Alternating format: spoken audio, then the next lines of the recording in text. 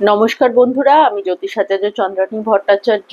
আপনারা যারা আমার ভিডিওগুলোকে পছন্দ করছেন এবং আপনাদের মূল্যবান মতামত জানাচ্ছেন তাদেরকে আন্তরিক ধন্যবাদ, এবং যারা এখনো অবধি আমার চ্যানেলটিকে সাবস্ক্রাইব করেননি তাদের সকলের কাছে অনুরোধ, আপনারা অবশ্যই আমার চ্যানেলটিকে সাবস্ক্রাইব করুন নতুন নতুন জ্যোতিষ সংক্রান্ত বিভিন্ন ভিডিওর আপডেট পাওয়ার জন্য। আসুন জেনে নেওয়া যাক এই গণেশ চতুর্থীতে আপনার বাড়িতে আপনার রাশি অনুযায়ী কি ধরনের গণেশের প্রতিমা আপনার জন্য শুভ হবে। এছাড়াও কি উপায়ে গণেশ দেবতাকে পূজা অর্চনা করলে পরে উনি অতি দ্রুতই প্রসন্ন হবেন আপনার উপরে। সিংহ রাশির জাতক জাতিকাদের লগ্নের অধিপতি গ্রহ হলো রবি। এই রবি গ্রহটি বর্তমান সময় তার লগ্নেই অবস্থান করছে এবং সেটি কেতুযুক্ত অবস্থাতে রয়েছে। তাই জাতক জাতিকাদের এই সময়টিতে ঈশ্বর দেবতা বা পূজা পাঠ পূজা অর্চনার প্রতি তাদের বিশেষ ঝোঁক বা ইচ্ছে এই সময়টিতে দেখা যাবে। এছাড়া সিংহ রাশির জাতক জাতিকাদের এই সময়টিতে যেহেতু ঢাইয়ার মধ্যে দিয়ে তারা পাস করছেন, তাই তাদের জীবনে বিভিন্ন রকমের ঝুট ঝামেলা বা একটু ডিলে হতে দেখতে পাচ্ছেন সব কাজের ক্ষেত্রে। তাদের জীবনে এই বাধা বিপত্তি বা ডিলে গুলোকে ওভারকাম করার জন্য তারা ভগবান গণেশের উপাসনা এই সময়টিতে করতে পারেন। আপনি যদি সিংহ রাশির জাতক জাতিকা হয়ে থাকেন তাহলে পরে আপনার জন্য লাল অথবা কমলা রঙের বস্ত্র পরিধান করা কোনো গণেশ দেবতার মূর্তি বা প্রতিমা যদি আপনি বাড়িতে আনতে চান তাহলে সেটি অতি অবশ্যই আপনার জন্য শুভ হবে। আর যাদের বাড়িতে আগে থেকেই কোনো মূর্তি বা প্রতিমা রয়েছে এবং তাকেই আপনারা পূজা অর্চনা করতে চাইছেন এই সময়টিতে, তাহলে পরে আপনি অবশ্যই সেই দিনকে গঙ্গা জলের মধ্যে সামান্য মধু মিশিয়ে ভগবান গণেশের অভিষেক করুন। এরপর ভগবান গণেশের চরণে 108টি দুব্বা লাল চন্দনের সাথে মিশিয়ে সেই দুব্বাগুলোকে অর্পণ করবেন এবং প্রত্যেকটি দুব্বা অর্পণ করার সময় ওম গাং গণপতায় নামা অথবা ওম লম্বোদরায় নামা এই মন্ত্রটি অবশ্যই পাঠ করবেন। এই ভোগ হিসাবে ভগবান গণেশের উদ্দেশ্যে আপনি গুড়, কিশমিশ এবং 11টি লাড্ডু অবশ্যই নিবেদন করতে পারেন অন্যান্য ফল ফলাদির সাথে।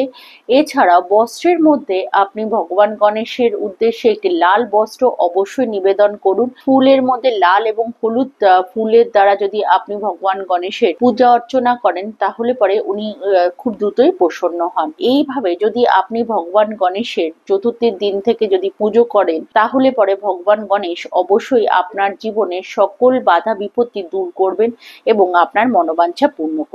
কন্যা রাশির জাতক জাতিকাদের লগ্নের অধিপতি গ্রহ বুধ এবং বর্তমান সময় কন্যা রাশির জাতক জাতিকাদের লগ্নের ষষ্ঠ এবং সপ্তম স্থানের উপর দিয়ে রাহু এবং শনির অবস্থান রয়েছে। এই রাশির জাতক জাতিকারা বর্তমান সময়ে বিভিন্ন রকমের শারীরিক সমস্যা বা বিভিন্ন উপসর্গের জন্য মাঝে মাঝে একটু সমস্যা ফেস করছে।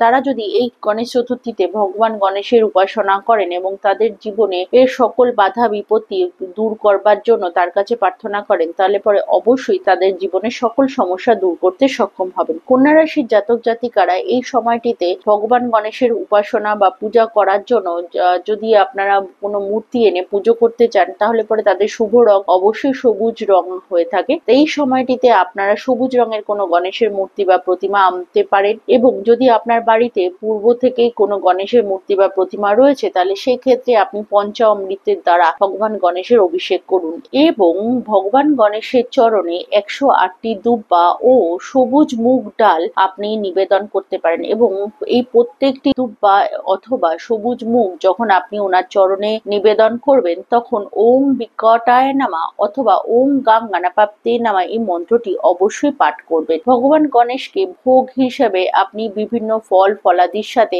অবশ্যই সবুজ রঙের কোনো ফল নিবেদন করতে ভুলবেন না। এছাড়াও ভগবান গণেশের উদ্দেশ্যে আপনার মনোবাঞ্ছা জানিয়ে ভগবান গণেশের চরণে 108টি দুব্বার একটি মালা অবশ্যই তার গলায় পরাতে পারেন। এতে ভগবান গণেশের কৃপা খুব সহজেই আপনি লাভ করবেন। তুলা রাশির জাতক জাতিকাদের লগ্নের অধিপতি গ্রহ হলো শুক্র। শুক্র গ্রহটি যে অবস্থান বর্তমান সময় আপনার ন্যাচারাল জোডিয়াক অনুযায়ী রয়েছে সেই অনুযায়ী আপনি এই সময়টিতে যথেষ্ট শৌখিন এবং সুন্দরভাবে জীবন কাটানো পছন্দ করছেন এবং আপনার জীবনে সকল প্রকারের সুখ সুবিধা এবং স্বাচ্ছন্দ্য আনার জন্য আপনি যে ধরনের প্রচেষ্টাগুলো করে যাচ্ছেন সেগুলোতে আপনি খুব সম্ভব সফলতাও পাচ্ছেন। তবে আগামীতে আপনাকে বেশ কিছু চ্যালেঞ্জের সম্মুখীনও হতে পারে। এই সকল কিছু যাতে আপনি নির্বিঘ্নে এবং সুন্দরভাবে আপনার জীবনের প্রতিটি পদক্ষেপ ফেলতে পারেন, তাই জন্য ভগবান গণেশের কাছে প্রার্থনা করুন এই গণেশ চতুর্থীতে এবং তার পূজা অর্চনা করুন। তুলা রাশির জাতক জাতিকারা যদি ভগবান গণেশের এই সময়টিতে পুজো করতে চান এবং তার কোনো মাটির মূর্তি আপনি আপনার বাড়িতে এনে পুজো করতে চান, তাহলে পরে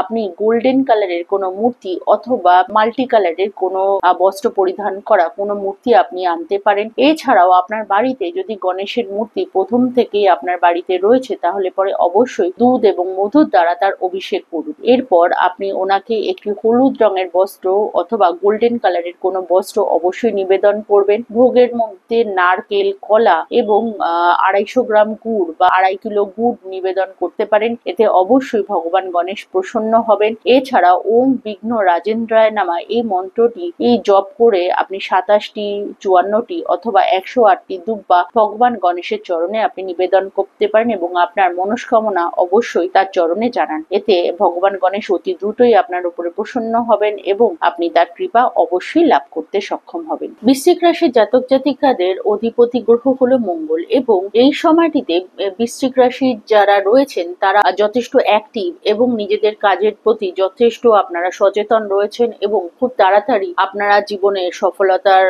যে সিঁড়ি রয়েছে সেই সিঁড়ি পার করার আপনারা চেষ্টা করছেন এবং রোজগারের দিকে আপনাদের ফুল ফোকাস রয়েছে এবং আগামীতে আপনারা সেই কাজগুলোকে অতি অবশ্যই আপনাদের মনের ইচ্ছে অনুযায়ী আপনারা আপনাদের কাজ অবশ্যই করতে পারবেন এবং এগিয়ে যেতে পারবেন। এই সময়টিতে ভগবান গণেশের কৃপা লাভ করার জন্য আপনারা গণেশ চতুর্থীতে যদি ভগবান গণেশের মূর্তি এনে বাড়িতে পুজো করতে চান, তাহলে পরে আপনাদের জন্য লাল রঙের আপনি কোনো গণেশের মূর্তি বেছে নিতে পারেন। এটি অবশ্যই আপনার জন্য শুভ হবে। আর যদি আপনার বাড়িতে প্রথম থেকে কোনো গণেশের মূর্তি থাকে, তাহলে পরে অবশ্যই আপনি গঙ্গা জল দ্বারা তার অভিষেক করুন। ভগবান গণেশের শরীরে লাল চন্দনের প্রলেপ লাগান এবং তাকে লাল রঙের কোনো বস্ত্র নিবেদন করুন। পূজার সময় ভগবান গণেশের চরণে 108টি দুব্বা লাল কুমকুম অথবা লাল চন্দনের মিশ্রণের সাথে মিশিয়ে তার চরণে অর্পণ করবেন এবং ওম ধূম্র বর্ণায় নামা এবং ওম গাঙ্গানাপাতায় নামা এই মন্ত্রটি অতি অবশ্যই উচ্চারণ করবেন।